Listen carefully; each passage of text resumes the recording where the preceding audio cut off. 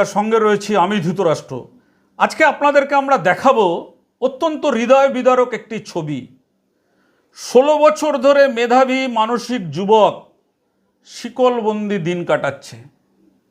আমরা তো আজকাল সোশ্যাল মিডিয়া বলুন, টিভিতে বলুন, বিভিন্ন জায়গায় আমরা দেখি মানুষ অনেক কথা বলেন, এই সমাজসেবা করছেন, এই মানুষের এই করছেন, অনেক কিছু বলেন। কিন্তু আজকের এই যে খবরটা আপনাদেরকে আমরা দেখাবো, আমরা এখানে শুধু একটাই প্রশ্ন তুলতে চাই যে মানুষ কিন্তু আমরা আজকে বড়ই আত্মকেন্দ্রিক হয়ে উঠেছি। পড়াশোনা করতে করতে এই অবস্থা। কি অবস্থা, কি হয়েছে? মাথার ব্রেন সঠিক। কত বছর আগে? 20 বছর। 20 বছর ধরে এরকম শিকলবন্দি? ভালো ছিল, এই যে এখন কি একটু আগে ভালো ছিল, এখন কেন মানুষের ক্ষতি করে দিতে, ওই জন্য গেলে তাও পারি। এই যে ছেলের অসুবিধা হলো, ডাক্তার কিংবা কাউকে দেখিয়েছিলেন? আগে কলকাতায়, নেজারহাট, আগ্রায় সন্তোষপুর, অনেক জায়গায় বাবা। তারপরে ফটোও বি তোলা হয়েছে, বাপ সব রেখেছে। বাবা মারা যাওয়ার পরে আচ্ছা, আর একটা আমি কি করি, মানে ওনার বাবা বেঁচে রয়েছে? বাবা মরে যেত না। আর পারেননি? কোনো পঞ্চায়েত কিংবা কাউকে সাহায্য চেয়েছিলেন, পেয়েছেন? না না, কেউ সাহস দেয় না। ওরা দিবেনি বাবা, একটা ওর লোক তো নিয়ে, একটা লোক তো সাথে থাকবে সাহায্য করতে গেলে, লোকটা করে পঞ্চায়েতকে বলতেছি, তারপরে বলতেছে তোমরা ঠিক করো আর কোথায় দিবে কি করবে। দুঃখ তো হচ্ছে, আবার তোমার একটাই ছেলে, দুঃখ হচ্ছে, আবার গালাগালি করতেছি, মারতেছি।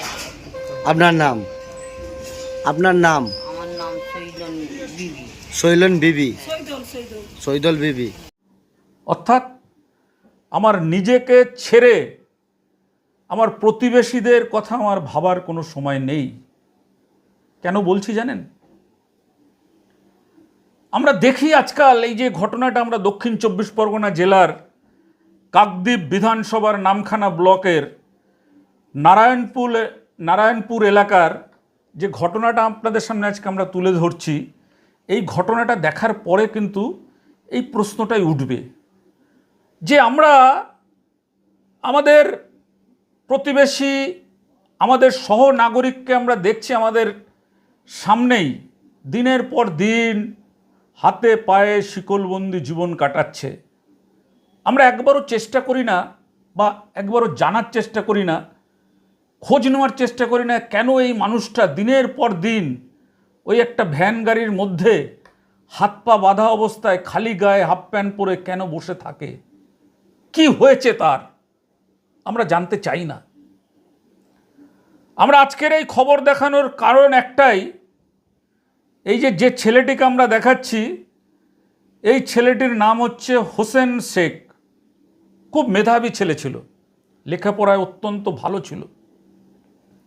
হঠাৎ করে মাধ্যমিক পরীক্ষা দেওয়ার পরেই তার এই মানসিক অসুস্থতা দেখা যায়। আমরা অনেক সময় বলি না যে নানান রোগের কথা বলি, আমরা রাস্তায় কোনো মানুষকে উন্মাদ দেখলে তাকে ঢিল ছুরি, পাগল বলে খেপাই, অনেক রকম করি। তো আমরা দেখি এইসব ঘটনাগুলো আমরা দেখতে পাই।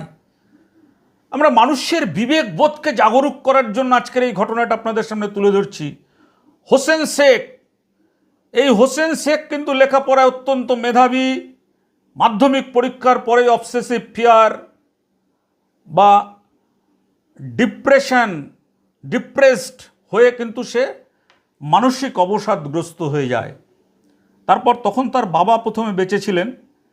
বাবা তার যতটুকু জমি জায়গা ছিল ছেলের চিকিৎসা করিয়েছিল, একটু ভালো ছিল। এরপর তার বাবাও মরে যায়।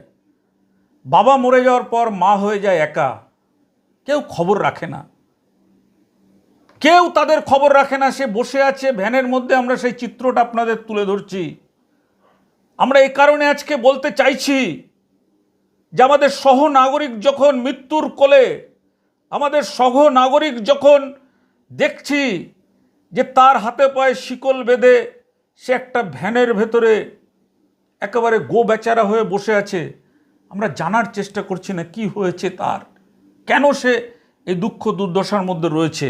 কি বলবেন? চিকিৎসার অভাব কিনা জানি না, তবে খবরটা আপনাদের মাধ্যম দিয়ে আমি পেলাম। আমি পরিস্থিতিটা খতিয়ে দেখি। আমি মানে ওখানকার যে এলাকার ঘটনাটা, সেখানে গ্রাম পঞ্চায়েত প্রধান সহ যারা আছেন তেনারা কতটুকু জানেন, বা তার মানসিক ভারসাম্যহীন কিনা, কিংবা তার চিকিৎসা করানোর প্রয়োজন, বা তার যে পরিবারের তরফ থেকে আমাদের কাছে কোনোরকমভাবে আসেনি এখনো পর্যন্ত। আপনাদের মুখ থেকে শুনলাম, আমরা অবশ্যই সেই জিনিসটাকে খতিয়ে দেখব, এবং যদি চিকিৎসার প্রয়োজন থাকে সেখানে আমরা চিকিৎসার জন্য সেখানে তার ব্যবস্থা করব। আমরা আজকের এই খবরটা তুলে ধরছি আপনাদের কাছে এই কারণেই, দেখুন আমাদের ক্ষমতা কতটুকু। আমরা আমাদের চ্যানেলের মাধ্যমে আজকের এই খবরটা আপনাদের সামনে তুলে ধরছি। এই মানসিক অসুস্থ যুবক যদি আপনাদের কারুর সেবায়, আপনাদের কারুর চেষ্টায় সে যদি নতুন জীবন ফিরে পায়, কারণ আমরা জানি যে মানসিক অসুস্থ যারা হয় তাদের যদি লাগাতার চিকিৎসা করা যায়, ঠিক মতন ওষুধ খাওয়ানো যায়, তাহলে কিন্তু তারা সুস্থ হয়ে ওঠে। আমরা সামাজিক কারণে আজকের এই খবরটা আপনাদের কাছে তুলে ধরছি। আপনারা দেখুন, দক্ষিণ 24 পরগনা জেলার কাকদ্বীপ বিধানসভার নামখানা ব্লকের নারায়ণপুর এলাকায় হোসেন শেখ, দেখুন এই হোসেন শেখকে যদি আপনারা পারেন, আপনারা কারুর চেষ্টায় আমাদের এই খবরটা বেশি বেশি করে ছড়িয়ে দিয়ে কোনো চিকিৎসকের নজরে, কোনো স্বেচ্ছাসেবী সংস্থার নজরে গিয়ে পৌঁছানোর পরে যদি এই হোসেন শেখ শিকলবন্দি জীবন কাটাতে পারে, যদি এই হোসেন শেখ আবার মুক্ত বিহঙ্গে উঠতে পারে, যদি হোসেন শেখ আবার নতুন করে আপনাদের চেষ্টায় স্বপ্ন দেখতে পারে, যদি হোসেন শেখ আবার আপনাদের প্রচেষ্টায় নতুন জীবন ফিরে পায়, আমরা কিন্তু সেই জন্যই আজকের এই খবরটা আপনাদের সামনে তুলে ধরছি। আপনাদের সকলের কাছে আমাদের আবেদন, আসুন না, যদি এই হোসেন শেখকে আমরা সুস্থ করে তাকে তার মায়ের কাছে একটা নতুন জীবনে ফিরিয়ে দিতে পারি, তাহলে তো একটা দৃষ্টান্ত হতে পারে যে না, এখনও সব মানুষ আত্মকেন্দ্রিক হয়ে ওঠেনি। কিছু মানুষ আছে সহনাগরিকের দুঃখে যন্ত্রণায় পাশে দাঁড়াতে চায়। এর নাম পশ্চিম বাংলা। আমরা তো জানি যে এই বাংলার মানুষ অত্যন্ত মানবিক এবং এক অপরের দুঃখে তারা সবসময় বেদনাতুর হয়। দেখা যাক এই ঘটনায় মানুষ কতটা বেদনাতুর হয়ে ওঠে। আজকে তিতুমিরের এক অন্যরকম প্রতিবেদন দেখুন।